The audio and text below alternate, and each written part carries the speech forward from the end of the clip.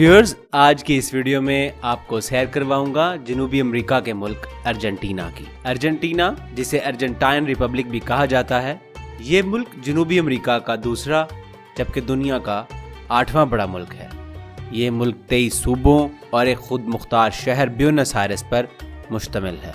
Viewers, कहा जाता है कि यूरोपियों के अमेरिका में दाखिले से कबल यहाँ कुछ खाना बदोश रहा करते थे। ये लोग खेती बाड़ी और मिट्टी के बर्तन बनाने में खास महारत रखते थे। अगर इसके रकबे की बात की जाए तो 27,80,400 मुरब्बा किलोमीटर रकबे के साथ अर्जेंटीना भारत के बाद दुनिया में 8वां बड़ा मुल्क है, जबकि 4,50,00,000 की आबादी के साथ ये 31वें नंबर पर आने वाला बड़ा मुल्क है। अगर आप फुटबॉल खेल से दिलचस्पी रखते हैं तो इस मुल्क के अजीम सरमाए यानी लियोनेल मेसी के नाम से ज़रूर वाकिफ़ होंगे। मेसी, जो अर्जेंटीना फुटबॉल टीम का कैप्टन और तकरीबन पिछली 1.5 दहाई से स्पेन के FC बार्सिलोना की जानिब से भी खेलता है, जिसकी वजह से स्पेन ने इसे हिस्पानवी शहरियत से भी नवाज रखा है। अर्जेंटीना में फुटबॉल बहुत ही मकबूल और बहुत ही देखे जाने वाली खेल है। अर्जेंटीना 2 बार फीफा वर्ल्ड कप का फातेह और 2 बार रनर अप रह चुका है। जबकि हैरानी की बात तो यह है कि फुटबॉल को इस मुल्क का कौमी खेल का दर्जा हासिल नहीं।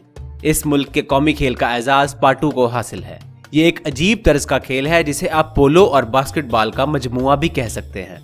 घोड़ों पर बैठकर 4-4 अफराद की टीम के दरमियान ये मैच खेला जाता है। पाटू को 1953 से अर्जेंटीना की कौमी खेल का एजाज हासिल है। बास्केटबॉल, रग्बी, हॉकी और टेनिस वो खेलें हैं जो इस मुल्क में बहुत शौक से खेली जाती हैं। इस मुल्क में तालीम की शरह 97% के करीब है। सेहत की बात की जाए तो मुल्क में इंसानी सेहत के हवाले से 1,22,000 डॉक्टर्स अपने फराइज सर अंजाम दे रहे हैं। इसी वजह से अर्जेंटीना का शुमार सेहत के हवाले से दुनिया भर के तरक्की याफ्ता ममालिक में होता है। यहाँ पर इंसानों की औसतन उम्र 76 साल के करीब है।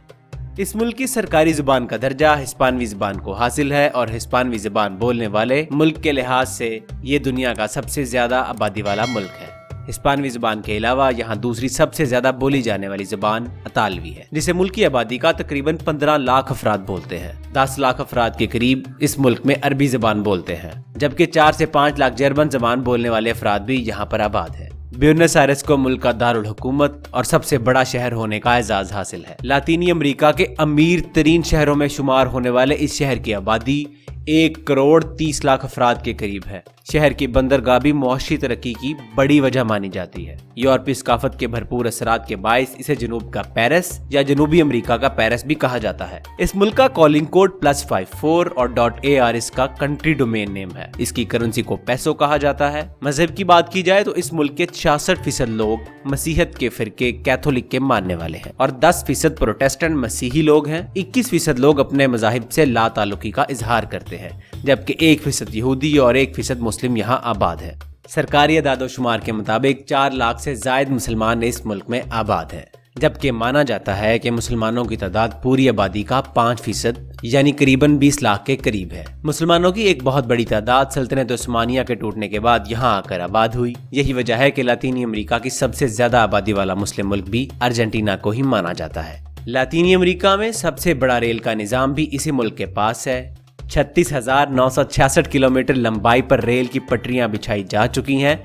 मुल्क के 23 सूबे और आज़ाद मुख्तार शहर ब्यूनस आयर्स इसी रेल के निजाम से मुंसलिक है। 2,31,374 किलोमीटर पुख्ता सड़कों का जाल इस मुल्क में बिछाया जा चुका है। इस मुल्क के हर सूबे के दारुल खिलाफा में एक एयरपोर्ट जरूर मौजूद है। हवाई सफर इस मुल्क की आमदोरफ्त का बेहतरीन जरिया माना जाता है। मुल्क में एयरपोर्ट्स की तादाद 166 के करीब है, जबकि इस मुल्क में 8 एयरपोर्ट ऐसे हैं जहां से इंटरनेशनल फ्लाइट्स अपनी उड़ान भरती हैं। दीगर एयरपोर्ट्स इंटरनेशनल होने के बावजूद भी गैर मुल्की परवाजों के लिए कम इस्तेमाल होते हैं। एक बहुत बड़े मौशी बहरान से गुजरने के बाद भी ये मुल्क लातीनी अमेरिका में तीसरी बड़ी मौशी ताकत है, जबकि जनूबी अमेरिका की दूसरी बड़ी मौशी ताकत है। इस मुल्क की मईशत के पीछे कुदरत के अता किए गए खजाने, अवाम का आला तालीम और सनतों का वो क़याम है जो आज इसे कई दहाइयां पहले मजबूत बनाने के लिए किया गया था।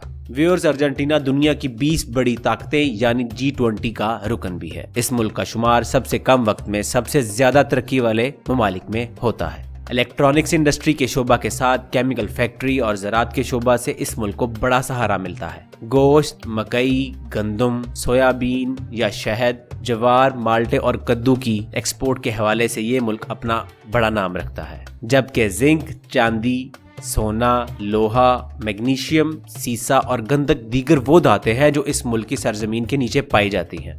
अर्जेंटीना की मईशत में तरक्की का किरदार 3% सियाहत के शोबा का भी माना जाता है। 2017 के एदाद शुमार के मुताबिक इस मुल्क में 57 लाख गैर मुल्की अफराद ने सियाहत की, जिससे इस मुल्क ने $22 बिलियन इकट्ठे किए। सियाहत के शोबा से इस साल 6,71,000 अफराद जुड़े रहे थे। जनूबी अमेरिका में सबसे कम और सबसे ज्यादा दर्जा हरारत भी इसी मुल्क में पाया जाता है। अगर इस मुल्क के दिलचस्प हकाइक की बात की जाए तो अर्जेंटीना का लफ्ज लातीनी जुबान अर्जेंटम से निकला है, जिसका मतलब चांदी है। इस मुल्क में चांदी की बहुतात है। जब यूरोपी यहाँ आबाद हुए तो उन्होंने इस सरजमीन को लैंड ऑफ सिल्वर का नाम दिया। यही वजह है कि लातीनी जुबान अर्जेंटम से अर्जेंटीना बन गया, जिसका मतलब चांदी की सरजमीन के हैं। 1913 में अर्जेंटीना की अवाम दुनिया की 10वीं अमीर तरीन कौम मानी जाती थी, मगर करप्शन, रिश्वत, स्मगलिंग और अमेरिका के साथ ताल्लुकात की कशीदगी की वजह से आज इस कौम को दुनिया में 54वें नंबर पर अमीर तरीन कौम माना जाता है। मुल्क में एक किसान की बीवी को गिटार बजाने का बहुत शौक था। किसान की शादी को चंद साल ही गुजरे थे कि उसकी बीवी मर गई।